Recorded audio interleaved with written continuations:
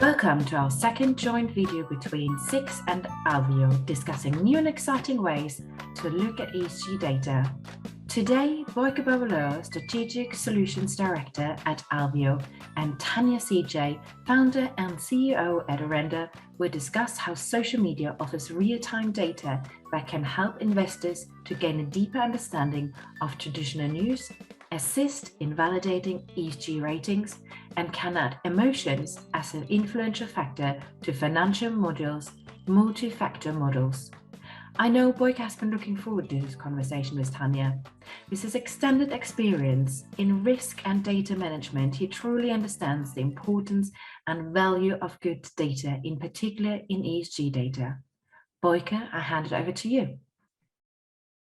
Hi, Tanya. I've been looking forward to this conversation with you. As you know, we at Alveo have a long history of mastering reference and time series data, and more recently ESG data as well. And as ESG data is often not updated that frequently, I was positively surprised to see your ESG indicator as a time series.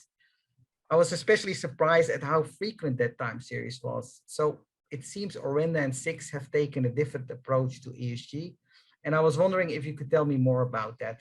Yeah, so we're pretty impressed ourselves when society gives us all of the information we need when it comes to telling us what they are in favor of and what they're willing to unite against. And sometimes they respond, in a subtle way, and sometimes there is a highly volatile situation and the company has fallen out of favor, and ESG scores are dropping in minutes.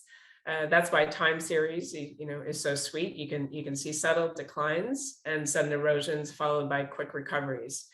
We call it knowing when a company is having a bad day and when they're having a bad life. When it comes to a different take on ESG, SIX selected us because they decided that the market didn't need a duplication of what was already out there. They wanted a specific data set that captured something completely new and still essential. And they wanted a data set that was able to keep pace with digitally empowered populations and still had, tremendous pull on the market. So there were and are plenty of traditional ESG rating providers using corporate disclosures. And we've all heard the good and the bad and the ugly. Where we focus is on the communities that are impacted by these companies, both directly and indirectly. So we asked ourselves, where do these communities organize and influence each other the most? And of course, we all know that that's social media. So when it was first established, it was, pretty much used as a marketing tool. Social media is now where some of the world's most difficult and important ESG conversations are taking place in real time. So these ESG conversations, we aggregate the content that is being shared at any point in time. So we look at something like a Coca-Cola customer tweeting their approval to their followers about the company's goal of becoming 50% led by women. That would give Coca-Cola an uptick on its social score the minute it was tweeted. Times that by thousands of others sharing content on Coca-Cola today, and you get to see an entirely new, timely, and relevant perspective on ESG. So it's live, it's frequent, and these ESG scores go back to 2015, which allows you to see patterns of good behavior and bad behavior. And when it comes to identifying greenwashing in a company, that's vital information. As we all have heard, a company's behavior reflects its actual purpose. So this transition to more sustainable investing in the financial world is vital. And Boyke, I'm curious about your thoughts on ESG. I'm fascinated with the approach you have taken and the potential of it. I especially like the comment about getting live opinions from society. And here I see strong similarities with balance sheet and fundamentals data on one side and stock prices on the other side. One side is more static, while stock prices react more to sentiment, new insights, and is more forward-looking. I believe this is the same with ESG disclosures, which are very static, while your live indicators contain all available information to people's opinions. One thing to note is that sometimes stock markets overreact, and I can imagine the same to happen with live ESG indicators, perhaps even more. And you already talked about it before, right? So therefore, I strongly believe that these different data sets complement each other. And this is also where Alveo adds value by combining and aggregating different data sets to get a bigger picture, a more complete picture of what's going on. But I understand that Orenda is going to use additional data as well. So Tanya, could you describe what data and how that data is going to be used?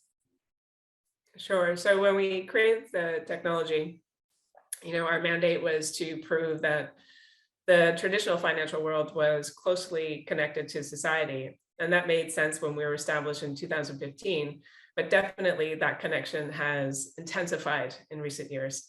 Now the market is definitely being pulled by society, and better understanding of society's values are where we're going to remain focused, definitely for the foreseeable future. What we're doing is bringing that perspective to corporate actions, stakeholder activism, which is really important, especially in 2021. We'll see that again in 2022, to correlate and validate ESG ratings, to compare expert opinion and gain a deeper perspective on even traditional news, which has dominated social media with more than 25% of Twitter being used by accredited journalists and news agencies.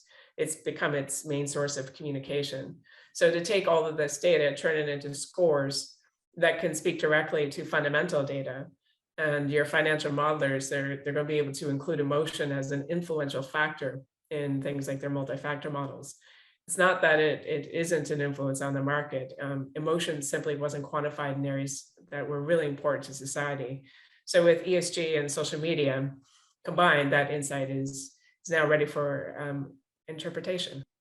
Oh, that is great. So you can use this also for risk management, for example, for quantifying ESG risks, perhaps by creating an ESG risk factor, which is currently a challenge in the market.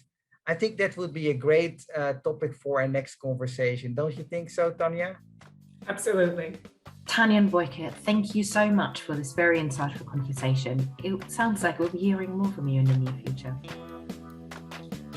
Please check out Orenda's and Alveo's websites to learn more about ESG data and how Alveo addresses ESG data management challenges, including sourcing, completion, and quality management to come to accurate, complete, and actionable ESG data.